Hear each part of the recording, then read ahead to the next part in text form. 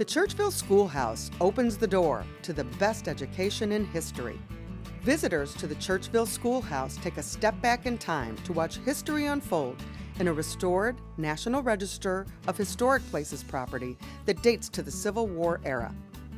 Students of today walk in the footsteps of local farm children from the early days of DuPage County for an authentic living history experience led by a schoolmarm of the early 1900s. A visit to the Churchville Schoolhouse is hands-on, educational, and fun. Participants use slate chalkboards and McGuffey readers for the day's lessons. And children will be asked to follow proper classroom etiquette. Reading, writing, and arithmetic are practiced, and students test their skills during an old-fashioned spelling bee. And of course, no school day is complete without recess featuring games of the early 1900s. The schoolhouse is a popular place for scouts and day camps too. Group visits can also be arranged for service clubs, tour groups, and other adult organizations. The Churchville Schoolhouse Living History program is operated by the Elmhurst Historical Museum. Call the museum today to book a field trip or find out more information. Call 630-833-1457 or visit our website at churchvilleschoolhouse.org. The Churchville Schoolhouse is waiting to open the doors for your school or community group. Plan a memorable learning experience today for the best education in history.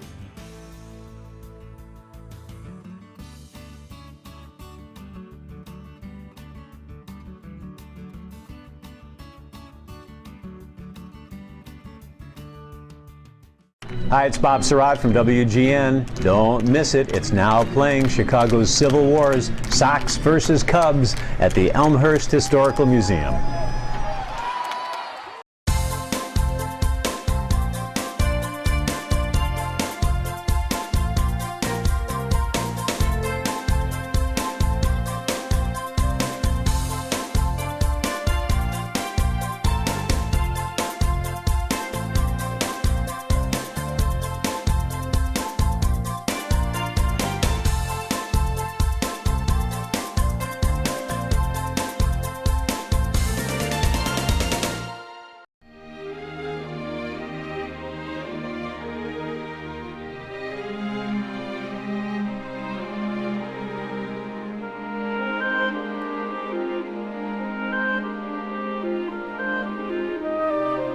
Welcome to another edition of Elmhurst Time Travelers.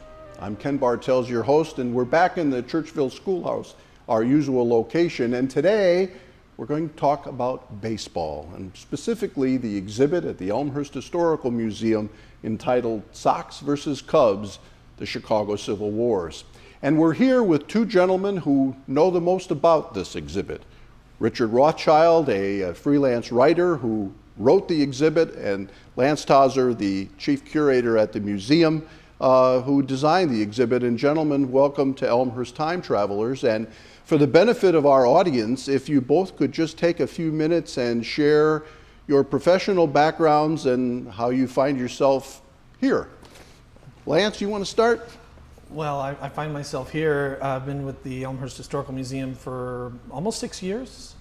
Came here from a museum design firm in Louisville, Kentucky, and prior to that I worked for the Savannah College of Art and Design for a number of years, and I worked in Washington, D.C. doing exhibit design and exhibit development for a number of years. So my career's kind of circumnavigated the eastern seaboard before coming to Elmhurst and putting these exhibits together. And way back when, you went to college where? My undergraduate degree's from Elmhurst College. No, actually. It's really? Shocking, yes. Astounding. Richard? My local connection would be my graduate degree at what used to be called the Medill School of Journalism. It's a much grander title now. I was a history major as an undergraduate at Boston University, and after my college years, I had just about 35, 36 years in daily newspapers, including the final 21 at the Chicago Tribune, not all in the sports department, but quite a bit.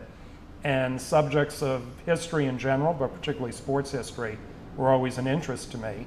And a former colleague at the Tribune was nice enough to put Lance and I together, so we think the partnership's worked out pretty well. Oh, I would say so.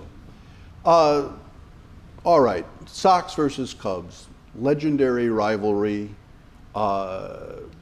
Nothing, if you will, new to the metropolitan area or anybody who's interested in baseball. But what first sparked the idea that led to the exhibit? And Lance, it's an obvious question for you.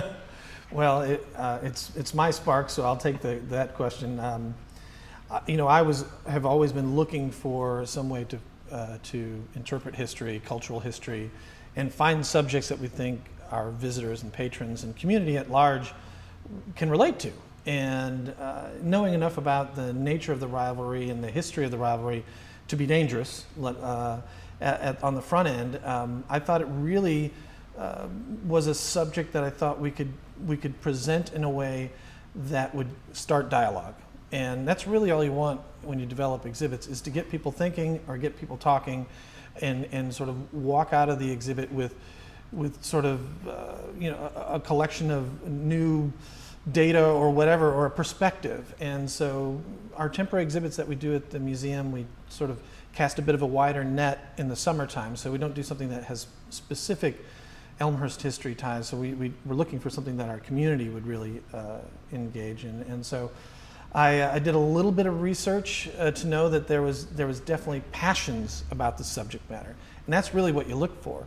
Indifference is not helpful. So the great thing about baseball is that it's a sport that celebrates its history, and sort of builds on its heritage, and they count everything in baseball. And so the small amount of research that I did on the front end convinced me that it was the right kind of project to do, and I just needed to find the right partner to kind of get it going. And so you reach out to Richard on the basis of a recommendation. And Richard, when Lance gets you on the phone, what was your initial reaction? It was different. As I said, I've had the chance to write for newspapers, for magazines, most recently websites. Never written for a museum before. So I was intrigued, but I guess I sort of a little voice in the back of my head said, make sure you get all the boundary lines and rules and regulations ahead of time so you do this correctly. And as Lance likes to say, you don't want to lecture to people, you don't want to talk down, you want to engage, you want to bring them into the subject. And once I became familiar with writing that way and hitting upon the certain areas of history and personalities within both baseball teams, it almost became natural. So it went from something I'd never done before to a project that I'm very proud to have contributed with. It was a lot of fun. Well, the exhibit opened May 16th. It'll run through the end of September 28th. What have been some of the initial reactions? Now, you were both at the, if you will, premiere opening. What kind of things did you both hear from the attendees? Well, part of our job is to sort of gauge the reaction from our patrons. A reception, usually people tell you that it's great no matter what, because they're there to have a good time and celebrate the opening of an exhibit. The rubber hits the road, so to speak, when patrons come in because they've heard about it someplace. They heard about it on the radio, or got an article written about it, or we just done a good job of publicizing it. And when they walk in the door, they obviously walk in with a certain level of expectation. And so our job as producing these exhibits is to meet or exceed that expectation, so that when they walk out, you have that kind of feedback that you're looking for. So we generally ask people when they walk in, which side of the aisle are they on, Cubs or Sox, just to gauge who's coming in, and we keep track of that. And as they go through the exhibit, we obviously observe them, and especially if they come in groups, because part of the way the exhibit was designed was to create that dialogue between the two different fan bases, whether they knew each other or not. The trivia challenge and some of the other elements are set up so that these two fan bases are in relative proximity, engaging with the story. So, and then on their way out, of course, we're always interested in having them leave comments in the book or talk to one of our volunteers or docents. And not only has the experience been very positive and people say it's great, but we're really seeing that dynamic of dialogue, and we're seeing people spout their own bit of trivia about certain things, and make certain statements about their teams, and challenge and that kind of thing. And so that's exactly what we were looking for. When when we started working with Richard, as he mentioned, the whole idea of dialogue or engagement was just that, not to preach at them, but to get them thinking. And then in the museum business, we talk about takeaway messages. What are they going to be thinking about on their way out? What messages have we conveyed in the exhibit that carry them out the door? And so all of those aspects have been at or exceeded our expectations for the reaction to the exhibit. Couldn't be prouder. Well, as the writer, were there any challenges on facts or dates or things or episodes? There's a lot of history to go through. The Cubs have been Absolutely. around since 1876, White Sox since 1901. So you're talking about more than a century of history. The main challenge was that you could really fill up like 3 floors rather than just Absolutely. one. It was boiling it down. So after I got the assignment from Lance, and we wanted to hit a few areas, definitely. I would say, here's what I'm interested in talking about. He would suggest a few others. And whatever we have, the 12, 13 panels, whatever it is, we have, I think, the right number to engage people without overwhelming them. So that's the biggest challenge with 2 teams that have this amount of history. Good and sometimes not so good. You want to make sure you hit the high spots and say, well, wow, they didn't talk about this team at all, or, gee, the Sox were so good in the 1950s, why didn't they mention that? So you want to make sure you hit the high spots, as well as highlighting a few areas that the average fan might not have paid attention to.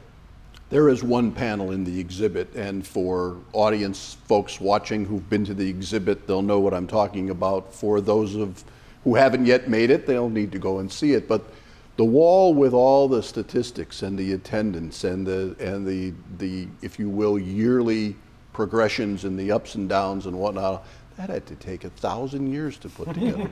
Yeah, it was a lot of work, but working with Richard about the important milestones of the teams.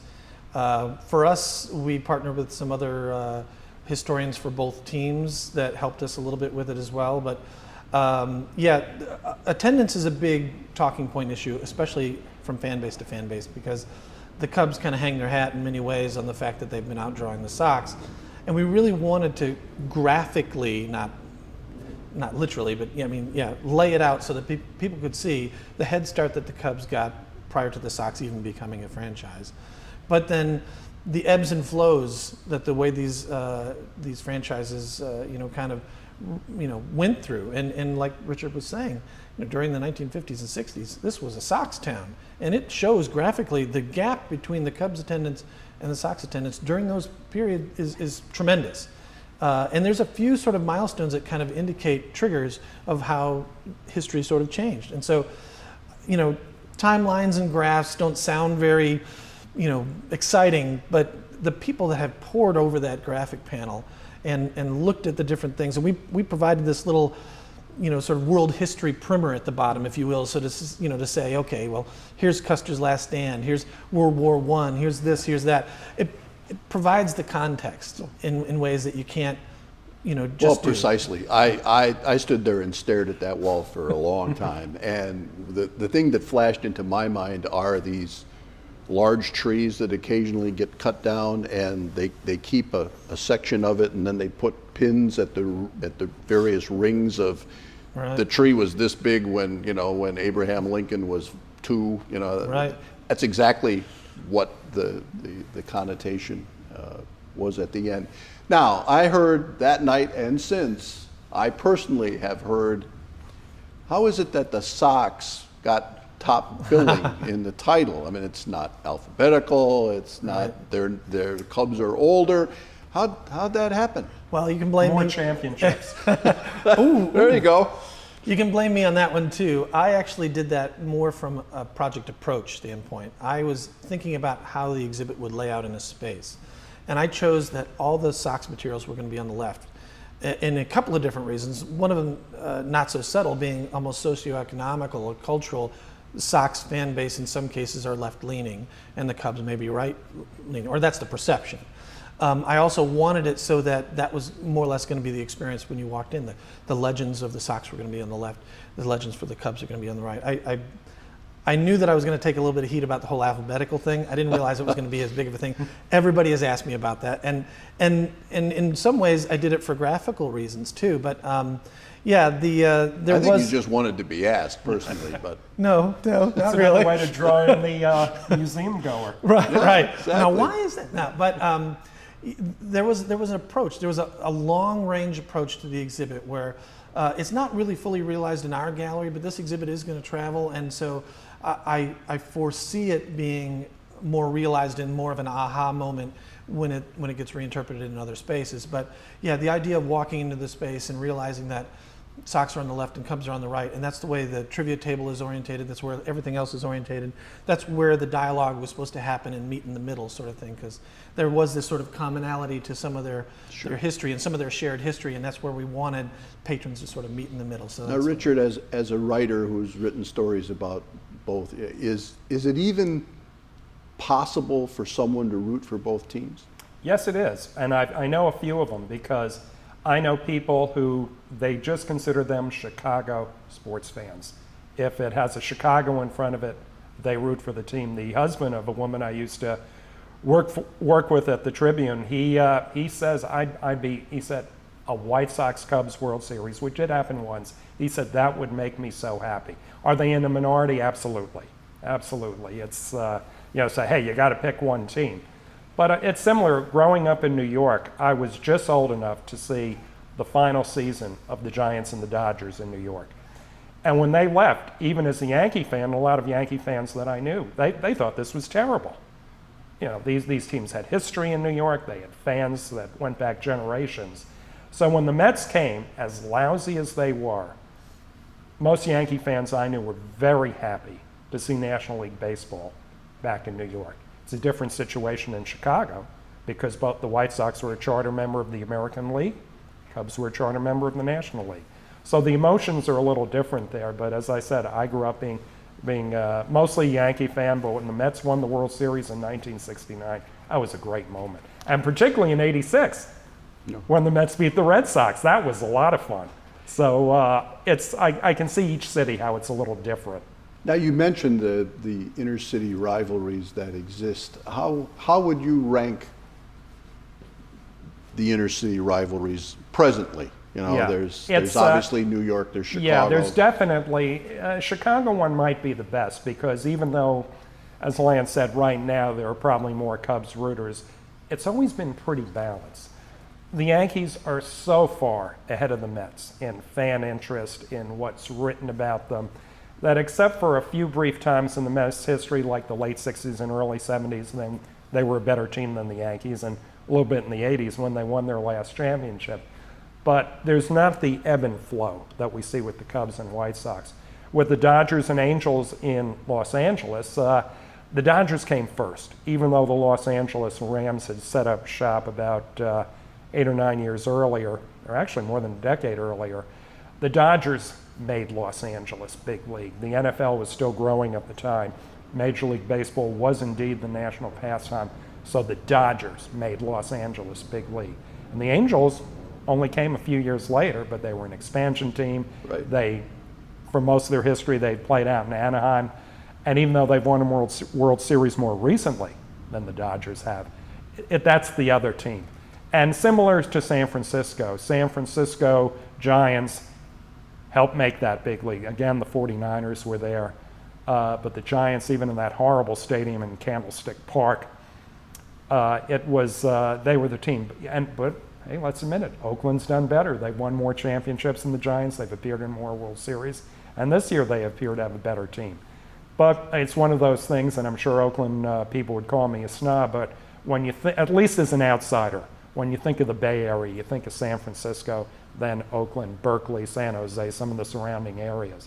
But in Chicago, it is an even rivalry. Yes, the Cubs might be a little ahead now, but you don't have the long stretches of dominance by the Mets or dominance by the Angels in their cities like you see here, the way the White Sox have dominated at certain times.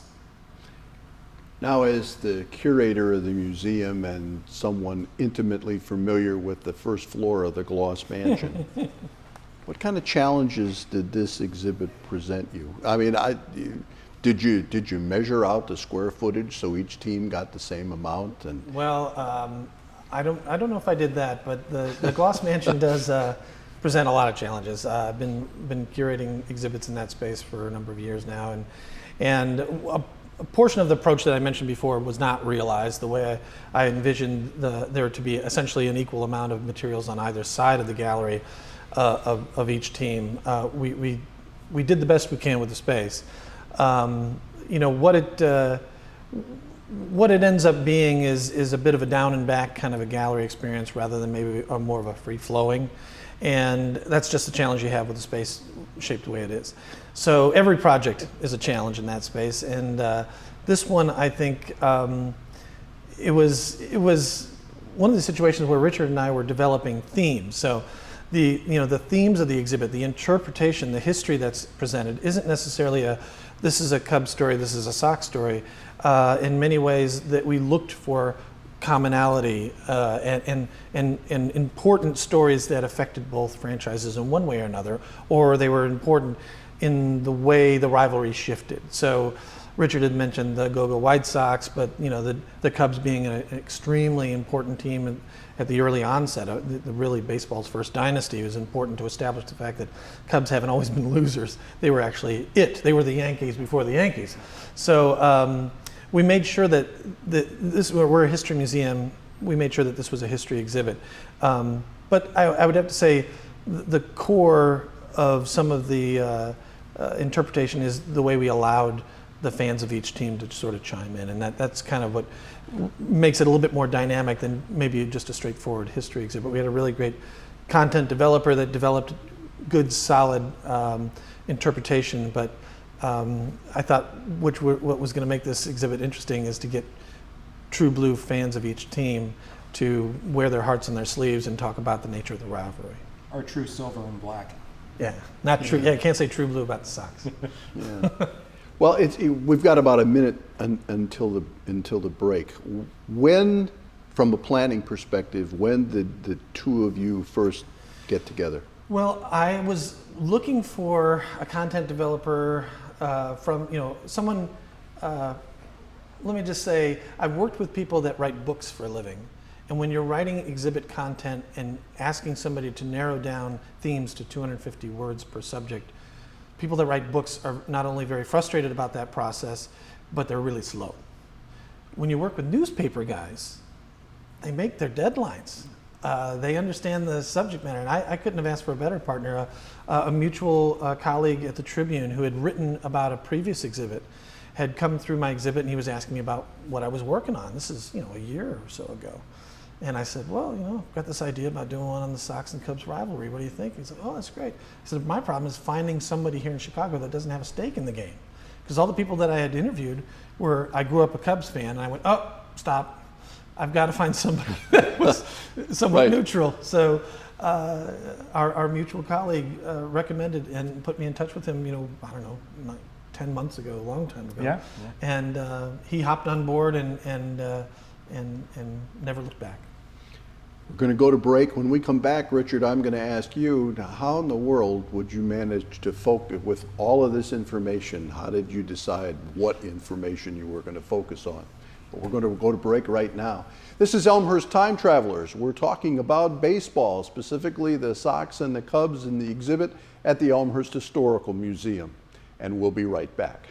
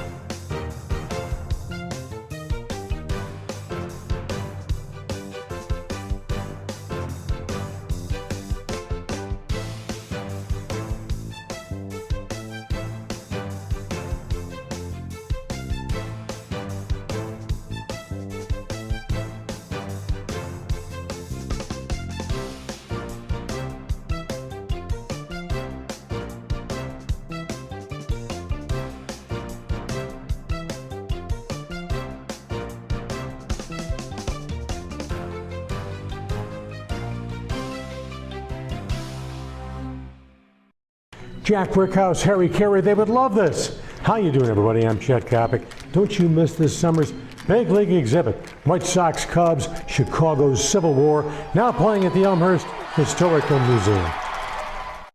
The Elmhurst Historical Museum, located in downtown Elmhurst, is proud to present award-winning exhibits for visitors of all ages.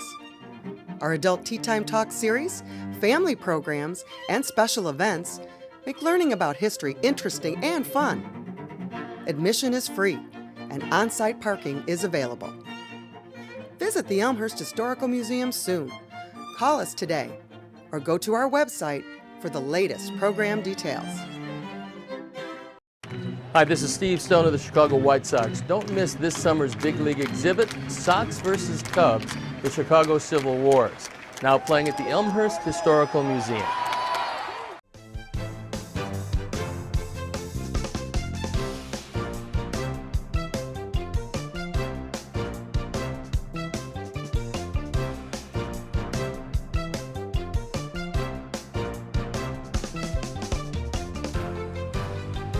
Welcome back to Elmhurst Time Travelers. I'm Ken Bartels, and we're talking to Richard Rothschild and Lance Tauser of the Elmhurst Historical Museum, and Richard, a freelance writer. And before we went to break, the question that I said we'd come back with is all the statistics. I mean, baseball, if you will, the ultimate statistician's game.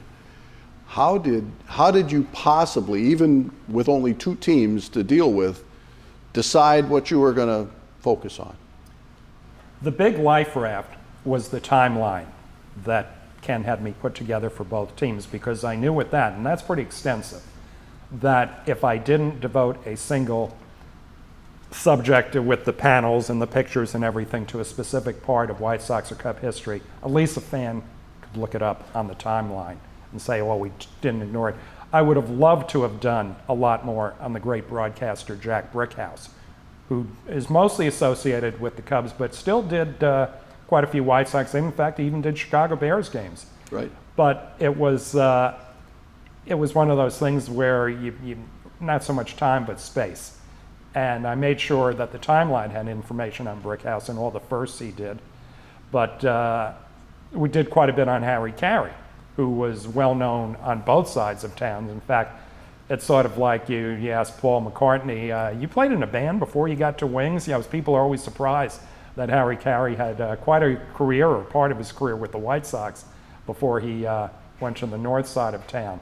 But it was there were certain highlights. You had to do the 06 Cubs versus White Sox World Series. You had to do the most recent series with the White Sox winning in 2005.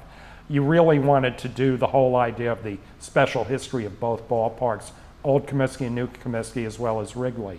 There were the team we mentioned earlier, the great, the first baseball dynasty, the Chicago Cubs from 1904 to 1912, as well as the Go-Go Sox of 51 to 67.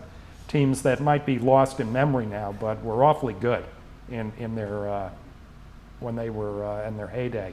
So it was, again, what would the museum goer like to see? What would he or she be interested in reading about? What would appeal to the fan who's been following a team for 50 or 60 years, as well as the young boy or girl just getting interested in baseball and telling them, as we said, yes, the Cubs used to be a very, very good baseball team. So it was elements like that I wanted to include. So sort of a reverse question for each of you on the same subject. So as you began to receive the data, what struck you? Well, as Richard mentioned, he had never done an exhibit interpretive copy before, but he had done plenty of writing, and he had been through the process of having to, write to a certain word count, which is sort of the parameters that we started with.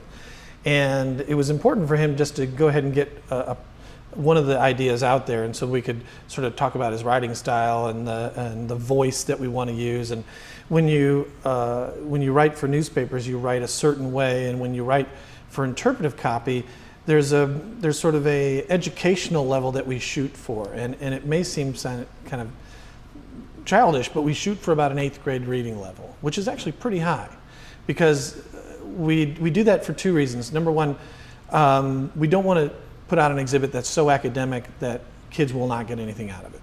And at the same time, we don't want to put out something that's so juvenile that the parents think it's like, it's a kid's exhibit. There's Right. no real data there. So we had a number of conversations prior to getting started, and then he actually sent a section, and I went through it, and we sort of kind of went back and forth a little bit about the voice and the idea of sort of posing questions that are just left hanging there. Well, what do you think? This is the way it was. How do you think about this kind of thing?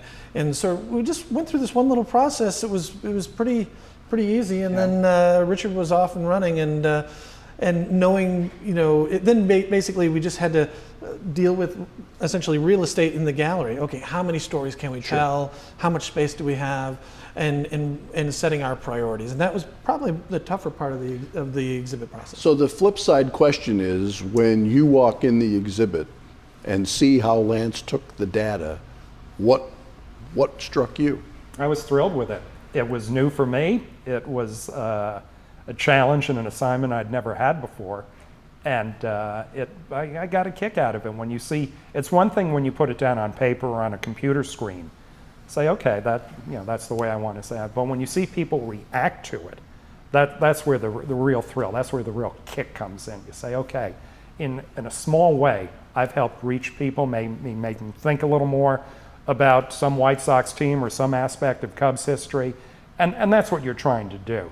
So the fact that it was the first time for me to do that, and I could see people interact just a bit, that's what you're looking for, and I'm glad I was able to, if not a home run, at least hit a stand-up triple with that.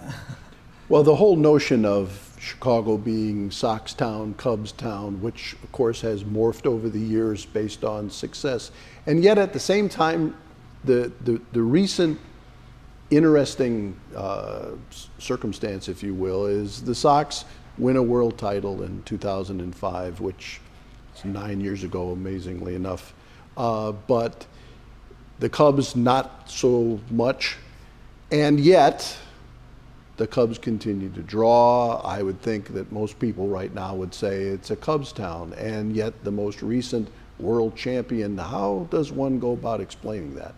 I think that, Richard, it's a question for you. I think if the White Sox had followed up on their World Series triumph, not necessarily with a Yankee-type dynasty or what the Cubs did in the early 1900s, but had stayed a contending team, maybe had a few appearances in the American League Champion Series, going back to a series or two, didn't even have to win it. That would have really solidified themselves, because I think that's where to switch sports, the Chicago Bulls of the 1990s became such a fixture. They didn't just win one, they won 6 in 8 years. Right. And even though after the Jordan years attendance did go down, there was such goodwill engendered by the Bulls. And the fact that going to United Center was a fun experience, even when the basketball was not very good in the early 2000s, the Bulls continued to draw extremely well. And I think had the White Sox been able to pile, if not full-blown success like a World Series title, but contending team after contending team, they probably could have pushed the Cubs aside, at least for a few years, but there was no follow-up to that. Yeah. Now, the fact that interleague play is now, it's not even a little bit anymore, it's actually quite a number of games, has that just fueled the rivalry even more? Well, in our interviews, that was part of what we asked the fans of each team. The rivalry technically exists among the fan base because the Cubs and Sox play each other only 4 times a year. Now, in the past, they only played a series or so. They would play the Crosstown Classic game. They were all exhibition. They didn't really count, as Richard said. Right. The one and only time they met in the postseason was 1906. Nobody remembers that. So can't even find a DVD of it. I bet not. There's photographs, but but what we found, with at least from a fan standpoint, is that the nice thing about the interleague play is that it allows the fans of each team to sort of transplant to each other's stadiums, and what it allows for the players to happen is that these two teams aren't really going to the postseason that often, and the media and the broadcast people that we interviewed, which is part of the exhibit as well, they really chimed in on the intensity of what these games are like. These Crosstown Classic games, whatever you want to call them, interleague play. This is where the fervor hits. And this is where fans just had to drive just down to the south side or up to the north side to go see their team play an away game against someone you really hate. And so these players don't stay on the teams as long as they used to. So these new players would join a team, and then they'd play a series against the other team in town, and they go, wow, people were in on every pitch. The intensity in the stadium was unbelievable, and so that's where it manifests. And so from a fan's perspective, that's where they get to mingle and build that rivalry face to face.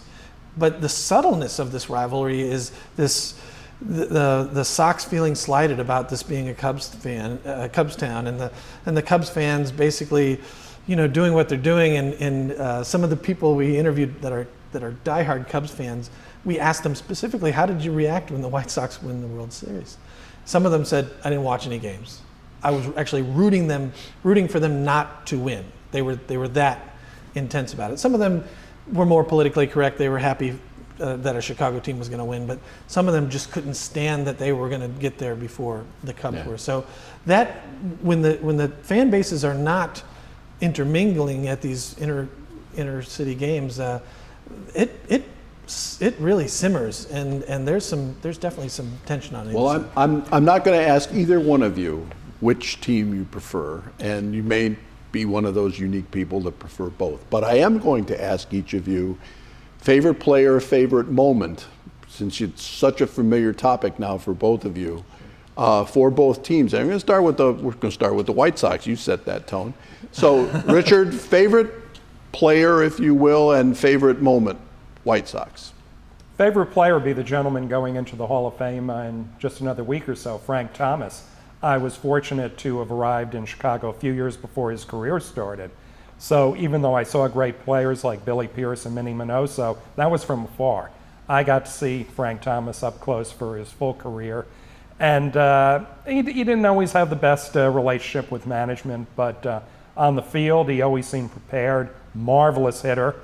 Early in his career, before he put on weight, I always thought he was a better first baseman than people gave him credit for. Of course, he ended as a DH, but just a marvelous hitter and just a pleasure to watch at bat. As far as moments go, of course, the 2005 World Series, that was spectacular, and that both my kids were old enough to enjoy it. One of them was a freshman at University of Wisconsin at the time. She said, it was so much fun, but I didn't have enough people to celebrate with. But I'll give you another year that I love. 1990, the last year at Old Comiskey. The year before 1989, the White Sox were terrible. I think they only had 5 or 6 crowds all year, more than 20,000 fans. But 90, out of nowhere, they won 94 games. And it took a while, but the fans started coming. And the last 6 weeks of the season, the place was jammed almost every day, and there was a spirit of fun and excitement. And under today's format, that would have been a playoff team. But they were in the same debate. That was the AL West at the time. The Oakland A's were the defending champions. And even though the White Sox won 94 games, Oakland won more. 94 wins now. You're in the playoffs. So even though it didn't lead to a championship, that season was a lot of fun. Sox? Well, I mean, you stole the good ones, but I will say one of the things that I don't think is a particularly good baseball moment, but one of the things that stands out about the White Sox is the Disco Demolition Night. We had done an exhibit last summer with a photographer, Paul Natkin, who was there and documented the whole thing. It's not a great baseball moment from a standpoint that the game had to be forfeited. They trashed the field, that kind of thing. Right. I see it more as a cultural history milestone. It's on our timeline. You know, it's one of those things that the Sox would love to distance themselves from it, I'm sure. But it's one we wouldn't devote a full panel to, but it's worth mentioning. No, it's certainly. I mean, yeah, you don't want to encourage that sort of behavior, but at the same time, I think it was one of these moments in time where there's a lot of things about baseball. There's a lot of great traditions that have been lost over time, the way the baseball players used to leave their mitts on the field and things like that. And we interviewed some people about that were big Sox fans, and they remember Ron Kittle's rookie year, and someone throws a ball accidentally throws a ball in the stands, and this kid throws it back, and Ron Kittle invites him onto the field to throw catch before a game. That would never happen now. So that's one of the things I think is great about baseball. Paul Konerko and the ACLS of 2005, which was, I mean, the World Series is one thing, but you have to get to the World Series. Oh, yeah. Anyway, Richard, Cubs. Cubs, it would be, even though it was followed by the horror of the 2003 National League Championship Series, the series before, the division series, when they beat the favored Atlanta Braves in 5 games with the final win taking place in Atlanta, the Cubs had not won any kind of postseason series since the 1908 World Series. And here they are against a very good team that in that era was perennially in the playoffs, often making it to the World Series, and they won it. And I felt, if the follow-up NLCS hadn't ended so bad, said they had just lost in 6 games to the Marlins or 5 games, right. I think the memory would have been so much stronger. But because the defeat to Florida came in such horrifying fashion that wonderful win over a very good Braves team was forgotten. So that was my as far as a favorite Cub. Again, this is from afar, but the gentleman that Jack Brickhouse always called Sweet Swaying Billy Williams was, even though I only saw him mostly on television, just a terrific hitter, good base runner, good fielder, and even though Ernie Banks is deservedly so earned the title of Mr. Cub, I think you could make a case that Billy Williams was a better overall hitter, and I always enjoyed watching him play. By the way, Billy Williams, Lance, had, I believe, 2 daughters graduate from Elmhurst College. Yeah. But Cubs. He lives in Glen Ellen, too. He does. I would say probably Ryan Sandberg in '84. He hit all those home runs against the Cardinals. Yeah, just we actually have that audio playing in the gallery of Harry Carey just losing his mind, one after another, where he hits a home run to tie the game, and then the Cardinals go ahead and he hits another one. It's just mind-boggling the amount of excitement you can hear over really bad AM radio recording, and the way that they used to allow. The way they mix baseball now on radio is so much different than they were then. You could barely hear Harry Carey speak. And he's yelling at the top of his lungs, and he lost his mind, and he keeps talking about how the crowd goes bananas, and I think I always liked Sandberg from the way he conducted himself as a professional and as a great player. And in that particular instance, he was as great as you can be. Yeah, and back when there was the game of the week, that's the game of the week, yes. And Bob Costas is kind of going off the same way that Harry was. Not that anyone knew that they were both doing it at the same time. I'm more traditional. I have to go with Ernie because I grew up with Ernie, and then I remember I happened to be at home when number 500 goes out and the call from Jack Brickhouse that goes on the time. I don't want to let time go by and not ask the broadcaster question. I mean, these 2 teams have had incredible, legendary broadcaster folks. Richard, you mentioned Jack Brickhouse earlier. Harry Carey's already been mentioned. But you go back to Vince Lloyd and Lou Boudreau and even currently Pat Hughes and Len Casper and Hawk Harrelson and Steve Stone. I mean, of the names, Richard, I'll ask you first. Of the names, you already mentioned Brickhouse, sure. But well, the fun thing with Harry Carey was he was a very different announcer with the White Sox than later on with the Cubs.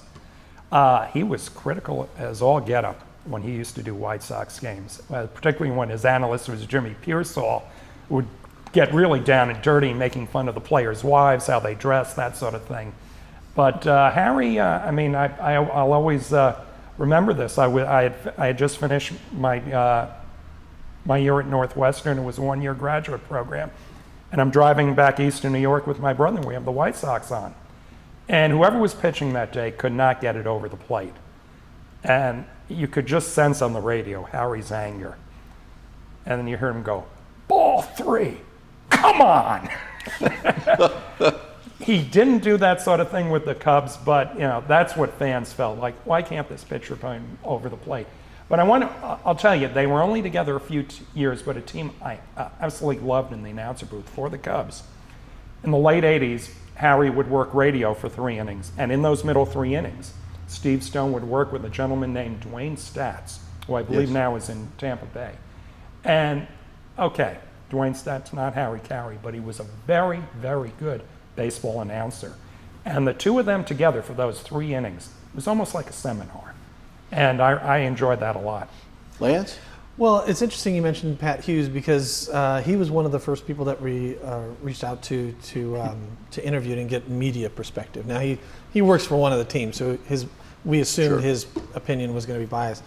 He couldn't have been a nicer guy, and I was thinking about the 2 different radio announcers they have now.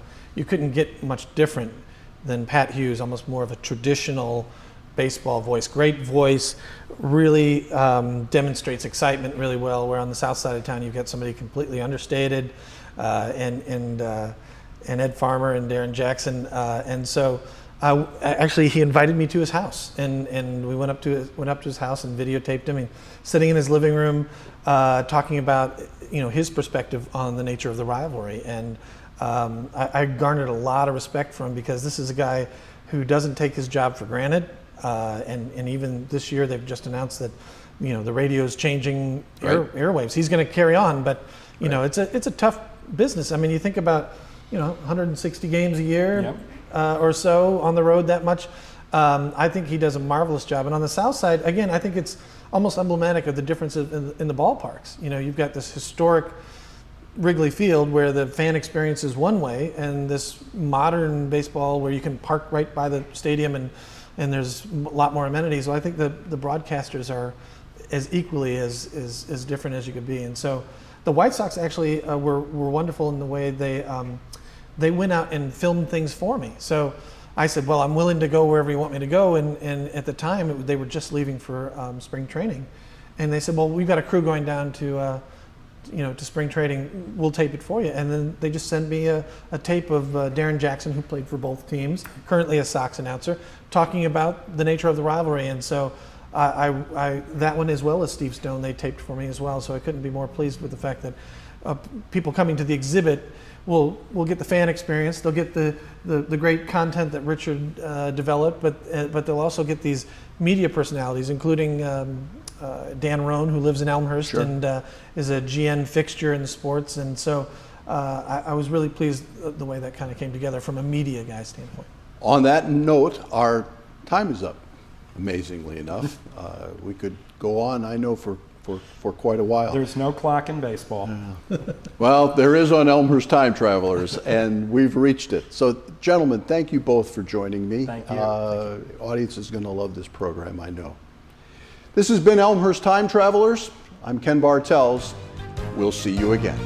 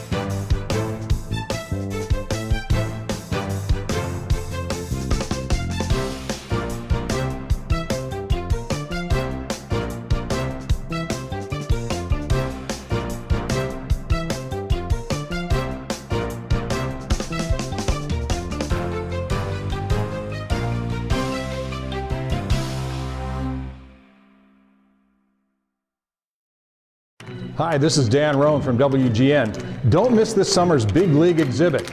Sox versus Cubs, Chicago Civil Wars, now showing at the Elmhurst Historical Museum. Hi, I'm John Quigley, President and CEO of the Elmhurst Chamber of Commerce and Industry. In these challenging economic times, it's imperative that our residents and businesses band together to not only shop Elmhurst, but buy Elmhurst whenever possible. We have great stores in our city center, Spring Road, Butterfield Road, York and Villette Streets, St. Charles and Route 83, North Avenue and Lake Street, along North York and even Grand Avenue.